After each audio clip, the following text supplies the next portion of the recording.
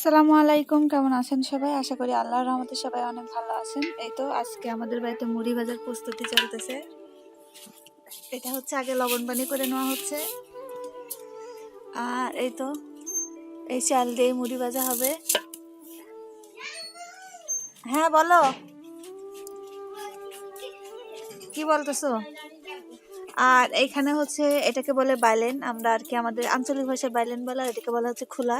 এটার মধ্যে বালু গরম হবে আর এটার মধ্যে চাল ভাজা হবে। আর এটার মধ্যে মানে চালটা ভেজে যখন বালুর মধ্যে দেওয়ার পরে মুড়ি হবে, তখন এটার মধ্যে আবার চালতে হবে। এটাকে বলা হচ্ছে ঝাঁঝর। আর এটা কি? কুচি। এটা কি? কুচি। হ্যাঁ, আল্লাহ ভেঙে যাবে মাটির। আর মুড়ি ভাজতে গেলে তো মুড়ির মধ্যে লবণ দিতে হয়, এই জন্য আগে লবণ পানি করে নেওয়া হচ্ছে। এই তো খোলার মধ্যে চাল দিয়ে দেওয়া হলো, আর এখন এই কুচি দিয়ে নাড়া হবে।